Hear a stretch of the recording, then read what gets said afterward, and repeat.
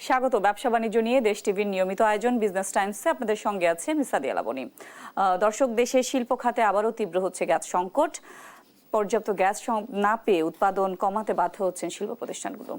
এদিকে এই গ্যাস সংকট দেশের শিল্প অর্থনীতিতে কতটা প্রভাব ফেলছে, এসব বিষয় নিয়ে আমাদের আজকের আলোচনায় আমাদের সঙ্গে আছেন মাইক্রোফাইবার গ্রুপের পরিচালক ডক্টর কামরুজ্জামান কায়সার।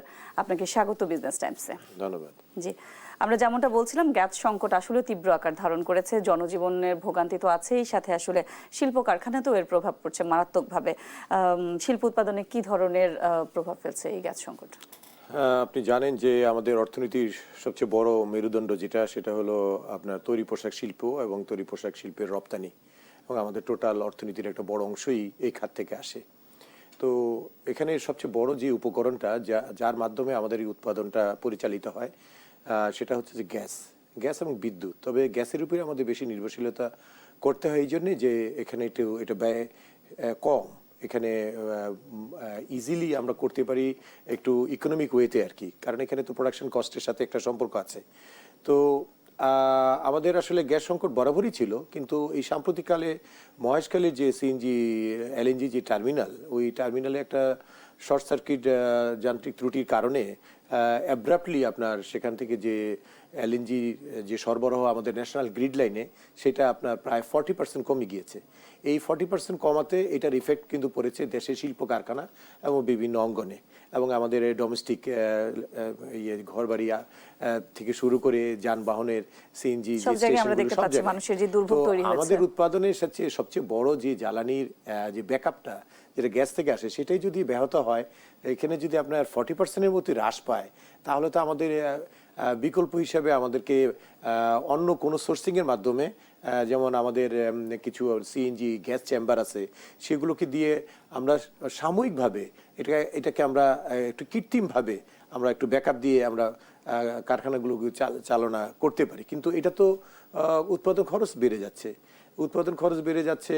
আপনার ধরেন এখানে আমরা যে কস্টে আমরা অর্ডারটা নিয়েছি, তখন এই গ্যাস সংকটের কারণে সেই কস্টিংটা থাকছে না, আমরা কিন্তু সেখানে আমরা ক্ষতির সম্মুখীন হচ্ছি। আমরা যতটুকু জানি যে প্রায় 1.5 মাস ধরেই আসলে শিল্প কারখানাগুলো গ্যাস সংকটে ভুগছে।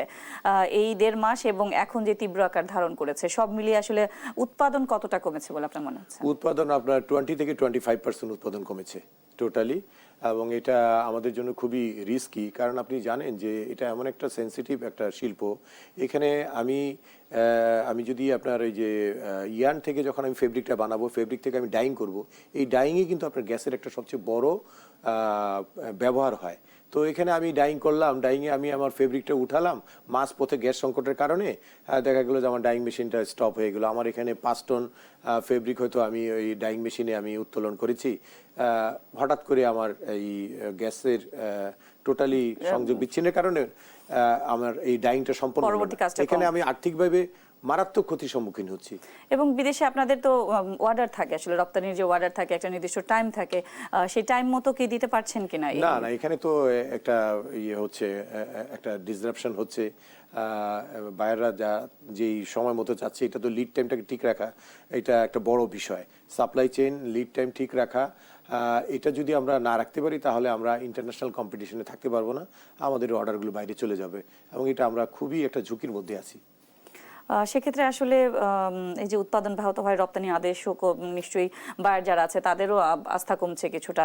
এক্ষেত্রে বাংলাদেশ প্রতিযোগিতা তো কিছুটা ক্ষতিগ্রস্ত হচ্ছে, এবং প্রতিযোগী যে দেশগুলো আছে তাদের থেকে আরো পিছিয়ে যাওয়ার সম্ভাবনা তৈরি হচ্ছে। নিশ্চয়ই, সেটা তো আমরা প্রতিযোগিতায় তো পিছিয়ে যাব, কারণ আমাদের তো আসলে জানেন অনেকগুলো তীব্র প্রতিযোগিতায় থাকতে হয়, বিশেষ করে চীন, ভিয়েতনাম, কম্বোডিয়া, লাওস, ইভেন আমাদের প্রতিবেশী ভারতও এখন আমাদের বড় কম্পিটিটর হয়ে দাঁড়াচ্ছে। তো সেই জায়গায় তাদের দেশে তো ওই গ্যাস বা বিদ্যুতের সংকট তেমন নেই। তো আমরা আসলে আমাদের এই শিল্পটাকে তো আমরা বাঁচিয়ে রেখেছি সিএম বেসড, মানে কাটিং অ্যান্ড মেকিং চার্জের উপরেই কিন্তু আমরা টিকে থাকি। তো সেই জায়গায় যদি আমাদের অ্যালাইড যে সাপোর্টিং যে বিষয়গুলো যদি যথাযথভাবে পরিপালিত না হয়, তাহলে তো আমরা তাদের সাথে আমরা টিকতে পারবো না। এমনিতেই ধরেন আমাদের কাঁচামাল কিন্তু আমাদের নিজস্ব জায়গায় আমরা কিন্তু নিতে পারি না, আমাদের নিজেদের কোনো সেই সোর্সিংটা নাই, বাইরে থেকে আনতে হয়। তো কাঁচামাল, বিশেষ করে কাঁচা তুলা এবং আমাদের অ্যাক্সেসরিজ আইটেম অনেক ক্ষেত্রে আনতে হয়। তো সেগুলো তো একটা আমাদের ইন্টারন্যাশনাল কম্পিটিশনে এমনি আমরা একটু পিছিয়ে থাকি। তারপরে যদি আবার এই গ্যাস সংকট বা করে বিদ্যুৎ নতুন সংকট হয়, সংকটগুলো হয়। তাহলে আমরা কিভাবে ফিনিশ প্রোডাক্ট তৈরি করব? বিদ্যুতেরও একটা সংকট ছিল যে নিরবচ্ছিন্ন বিদ্যুৎ পাচ্ছিলেন না, সেই সংকট কি কিছুটা কেটেছে? বিদ্যুৎটা মোটামুটি গ্যাসের থেকে কিছুটা বেটার আর কি আমি মনে করি। যদিও কিছুদিন আগে আবার লোডশেডিং এর একটা লোডশেডিংটা অনেকটাই কমেছে। শিল্পে বর্তমান সরকারের বিদ্যুৎ সরবরাহের একটা যে গুরুত্ব, সেটা আমরা এটার কিছু সুফল পাচ্ছি। কিন্তু প্রবলেম হলো যে এখানে এমনভাবে আপনার মূল্য বৃদ্ধি করা হয়েছে বিদ্যুতের, সেটাও কিন্তু আমাদের যে কস্টিং এর উপরে এফেক্ট করছে। একদমই তাই। সরকার তো এলএনজি আমদানিও বাড়াচ্ছে, তারপরও এখন তো নতুন করে যে গ্যাস সংকট, সেটা তো মহেশখালীর একটা বিষয় আছে। এখানে কিন্তু আপনারা গ্যাস পাচ্ছেন না অনেক দিন, পর্যাপ্ত গ্যাস পাচ্ছেন না। এখানে আসলে সরবরাহ নিশ্চিত হচ্ছে না কেন আপনার কাছে? এখানে হচ্ছে যে কক্সবাজারে যে মহেশখালীতে যে এলএনজি টার্মিনাল যেটা আছে, সেটা একটাই টার্মিনাল। এন্ড সেখানে শর্ট সার্কিটের যান্ত্রিক ত্রুটির কারণে যে সরবরাহ সিস্টেমে যে ব্যাহত হয়েছে, তো এটা তো এখন আমরা একদম মানে একটার উপরে নির্ভরশীল থাকার কারণে আমাদের বিকল্প কিছু নাই। এখানে যে টার্মিনাল আরেকটা করা যেত, দুটা বা তিনটা যদি বিকল্প থাকতো, তাহলে তো এই সংকটকে আমরা মোকাবেলা করতে পারতাম। সেটা যান্ত্রিক ত্রুটি যেটা আছে সেটা থাকলো, সময় নিয়ে সেটা আবার ঠিক হয়ে আবার আসবে। কিন্তু আমাদের বিকল্প নাই।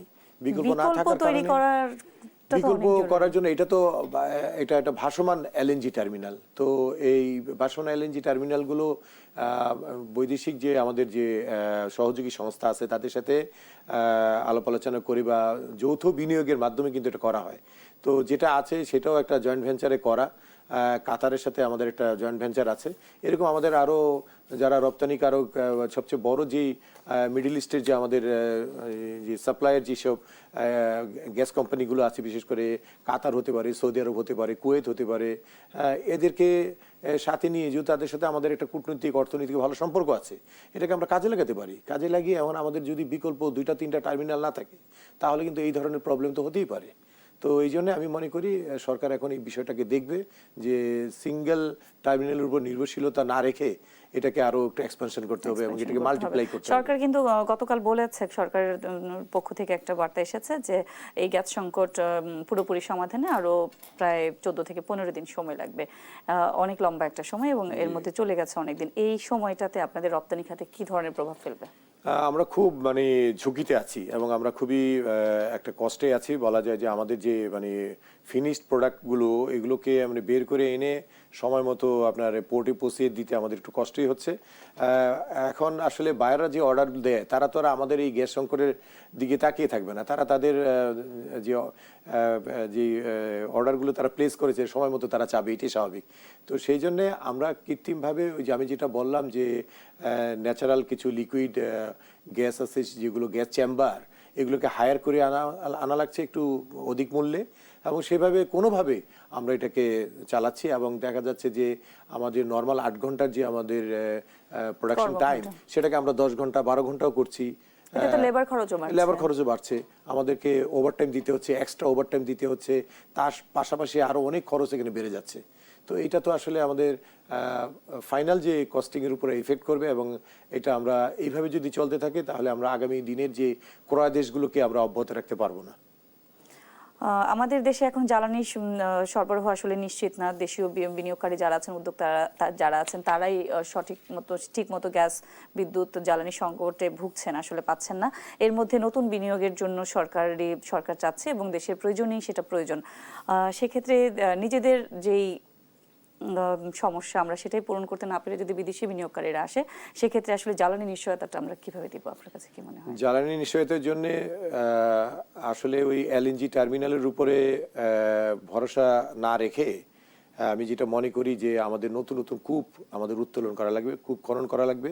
যেটার কাজ হলো আপনার বাপেক্স যেটা করে, অথবা পেট্রো বাংলা, তাদের দায়িত্ব হলো, আমাদের কিন্তু গ্যাসের রিজার্ভ আছে। আমরা যে পরিসংখ্যান পাই বা যে ধারণাটা আমাদের কাছে দেয়া হয় যে বাংলাদেশ নাকি গ্যাসে ভাসছে, বা আরো 50 বছরের গ্যাসের আমাদের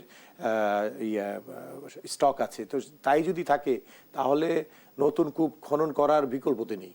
আমাদের আভ্যন্তরীণ চাহিদা মেটানোর জন্য কূপ খননে আসলে আমাদের ঘাটতি কোথায়, আমরা কেন করতে পারছি? নতুন কূপ ঘাটতি নেই, এটা হলো সদিচ্ছা, রাজনৈতিক ব্যাপার এবং আন্তর্জাতিক কিছু বিষয় এখানে জড়িত আছে, যেটা বিগত সরকার করে নাই। কি কারণে করে নাই এটা আসলে বলা মুশকিল। তবে আমি মনে করি বর্তমান সরকার ব্যবসা বান্ধব এবং শিল্পকে এগিয়ে নিয়ে যাওয়ার জন্য, বৈদেশিক বিনিয়োগকারীদের আকৃষ্ট করার জন্য উনি বিনিয়োগ বোর্ডের মাধ্যমে যেভাবে উনি প্রচারণা চালাচ্ছেন মাননীয় প্রধানমন্ত্রী, চলছে বিদেশি তো বিনিয়োগ আনতে। সেক্ষেত্রে ইতিমধ্যেই আমরা চায়না থেকে একটা বড় বিনিয়োগের আশ্বাসও পেয়েছি।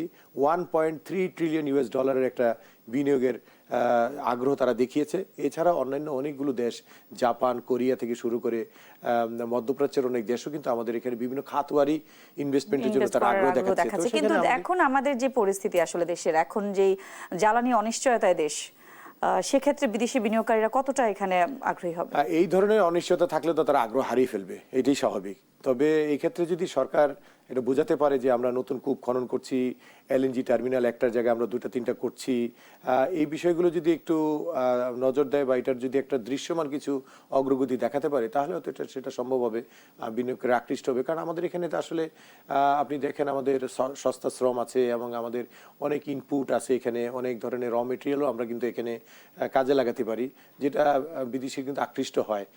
আপনি দেখেন এর আগে এক সময় যে স্যামসাং, তারা কিন্তু আমাদের দেশে এসেছিল, কিন্তু সরকারি কিছু নীতি কাঠামো বা তাদের রাজনৈতিক চিন্তা ভাবনার কারণে কিন্তু তাদেরকে আমরা রাখতে পারিনি, তারা চলে গিয়েছে ভিয়েতনামে। তো এই ধরনের যে ইন্টারন্যাশনাল যে জয়েন্ট ভেঞ্চারে কাজ করার জন্য আগ্রহী যে গ্রুপগুলো আছে, তা থেকে কিন্তু এখন আমরা অনুকূল পরিবেশে এবং আমাদের এই লজিস্টিক্স যে বিষয়গুলোকে যদি আমরা নিশ্চিত করতে পারি, তাহলে নিশ্চয়ই আমরা আবার ঘুরে দাঁড়াবো। ডক্টর কামরুজ্জামান কায়সার, আমরা আবারও আলোচনায় ফিরবো, একটা বিরতি নিয়ে ফিরছি। ধন্যবাদ। দেখছেন বিজনেস টাইমস, ফিরছি বিরতির পর।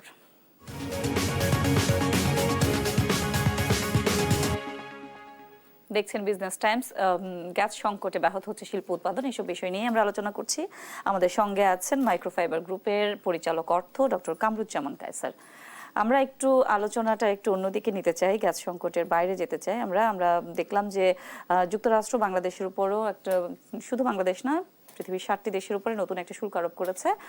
কিন্তু ওই ফোর্স লেবার না পেলেও আমাদের উপরে একটা অভিযোগ আনা হয়েছে যে ফোর্স লেবার ব্যবহার করে যেসব পণ্য আমদানি হয়, সেটা উৎপাদন হয়, সেগুলো আমরা আমদানি করি। যুক্তরাষ্ট্রের সঙ্গে আমাদের একটা বাণিজ্য চুক্তি হয়েছে, এরপরেও আসলে এই ধরনের শুল্কতে আমাদেরকে, বাংলাদেশকে জড়ানোকে আপনি কতটা যুক্তিযুক্ত দেখছেন? হ্যাঁ, ধন্যবাদ আপনাকে। বিষয়টা নিয়ে ইতিমধ্যে আমরা অনেক আলোচনা করেছি। আসলে যে 10% যে অতিরিক্ত শুল্ক বা নতুন শুল্কের কথাই বলা হচ্ছে আর কি, এটা আসলে আমাদের জন্য খুব একটা নেতিবাচক প্রভাব পড়বে না। এই জন্যই যে গত ফেব্রুয়ারি মাসে যুক্তরাষ্ট্র আমাদের উপরে প্রেসিডেন্সিয়াল অর্ডারের মাধ্যমে প্রথমত আপনার 35% করেছিল, 20%, তারপর 19% করেছিল। সেটা আবার কোর্টের এক অর্ডারে কিন্তু সেটা বাতিল হয়ে যায়। বাতিল হওয়ার পর আবার কিন্তু 10% তারা ইম্পোজ করে। তো সেইটাই আবার যখন আপনার 180 ডেজ শেষ হয়ে যাওয়ার পথে, তখন এটাকে আবার নতুন করে 10% দিল। তার মানে কি আগে যে 10% ছিল সেটাই আমাদের আছে, এটা শুল্ক কিন্তু বাড়েনি। আর এমনিতে মানে রেগুলার যে ডিউটি আছে 15%, সব মিলিয়ে 15 আর 10 মিলিয়ে 25% দিয়ে আমেরিকান বায়াররা বর্তমানে বাংলাদেশ থেকে তাদের পণ্য আমদানি করবে।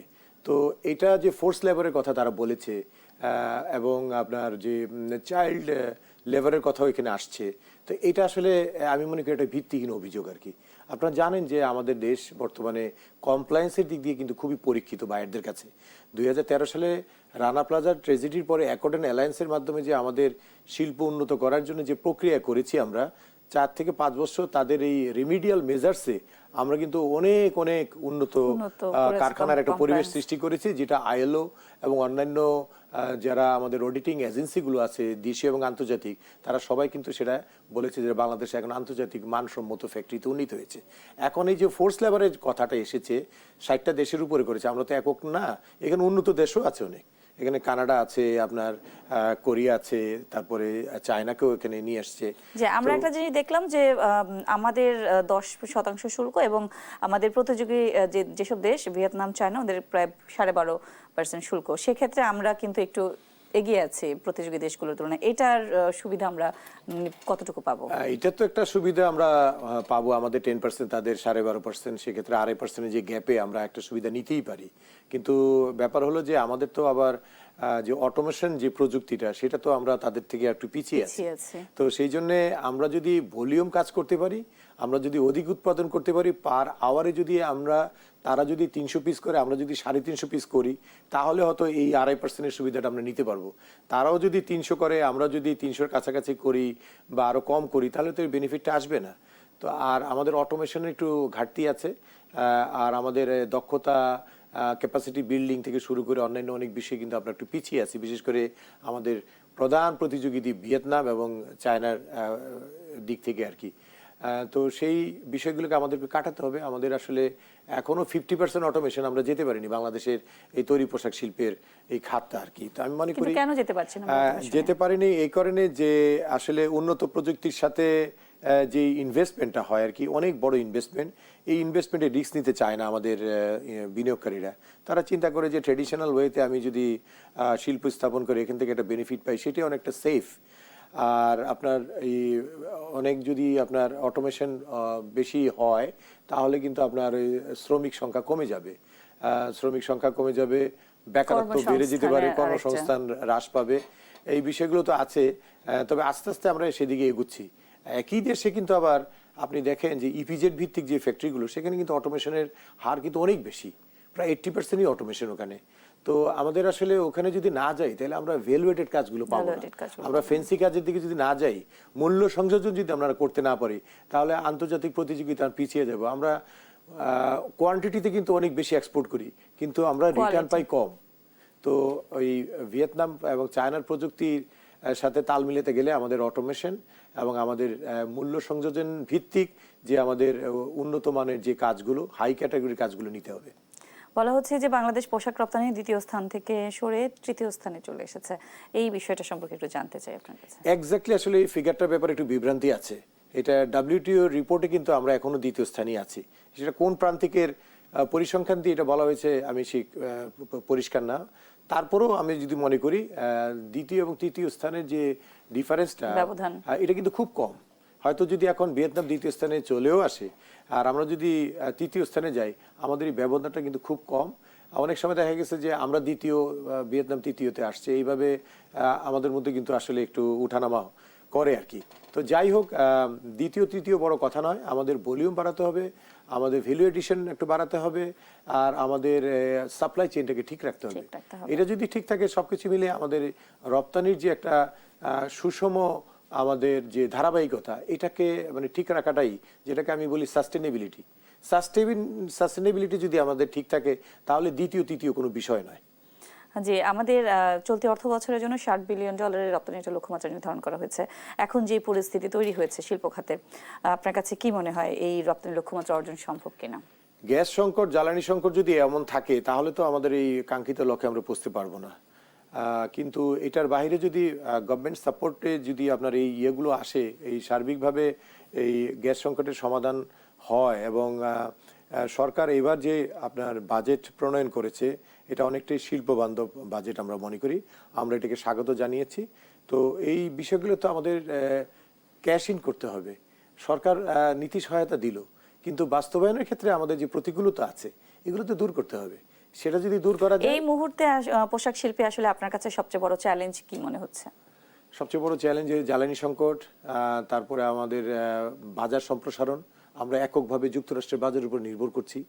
এই যুক্তরাষ্ট্রের বাজারের উপর নির্ভর করার কারণে তাদের যে এই ঘন ঘন যে শুল্ক হারের যে একটা পেনিক আমাদের মধ্যে কাজ করে, এটা তো মানে আমরা দীর্ঘমেয়াদী এইভাবে থাকলে পরে আমরা একটু অস্বস্তিতেই থাকবো। আমাদের বাজার সম্প্রসারণের অনেকগুলো সুযোগ আছে। আমাদের অনেক বড় বাজার আছে, আপনি ধরেন চীন, কোরিয়া, জাপানের মতো উন্নত দেশগুলোতে, মিডল ইস্টে আছে। আমরা যাচ্ছি, আমরা আগে থেকে আমাদের বাজার সম্প্রসারণ কিছুটা বেড়েছে, কিন্তু যতটা আমরা বাড়ানোর উদ্যোগ নেয়ার কথা ততটা হয়তো হয়নি। এটা হয়তো সরকার এই বিষয়ে আরো কনসার্ন হচ্ছে। আশা করি আমরা নতুন নতুন বাজারে, বিশেষ করে আফ্রিকান মার্কেট, আপনার এদিকে Latin American market, Australia, Oceania অঞ্চলে আমাদের একটা মার্কেট আছে। এই বাজারগুলোতে আমরা শীঘ্রই আছে, আমাদের সেখানে প্রোডাক্ট আছে, কিন্তু আরো ব্যাপক প্রসার করতে হবে। একদমই ছোট করে যদি একটু বলেন যে যারা জ্বালানি নিরাপত্তা নিশ্চিতে দীর্ঘমেয়াদী বাংলাদেশকে এখন কি ধরনের কৌশল নিতে হবে, একদমই ছোট করে একটু। কৌশল নিতে হবে যে আমাদের যে LNG সরবরাহটা, আমাদের যে কূপ খননের যে দীর্ঘমেয়াদী বিষয়টা, সেটা তো একটা সময় সাপেক্ষ ব্যাপার, কিন্তু LNG মাধ্যমে আমাদের ন্যাশনাল গ্রিডে গ্যাস সরবরাহের বিষয়টাকে নিশ্চিত করতে হবে। তড়িৎ গতিতে যান্ত্রিক ত্রুটি সারিয়ে আমাদের এই গ্যাস সরবরাহকে নিশ্চিত করতে হবে। এটি আমাদের সবচেয়ে বড় কামনা। আপনাকে অসংখ্য ধন্যবাদ আমাদের সঙ্গে যুক্ত হওয়ার জন্য। আপনাকেও ধন্যবাদ। দর্শক, গ্যাস সংকটে ব্যাহত হচ্ছে শিল্প উৎপাদন। বিজনেস টাইমসে আজকের এই বিষয় নিয়ে আলোচনায় আমাদের সঙ্গে ছিলেন মাইক্রোফাইবার গ্রুপের পরিচালক ডক্টর কামরুজ্জামান কায়সার। সঙ্গে থাকার জন্য ধন্যবাদ সবাইকে।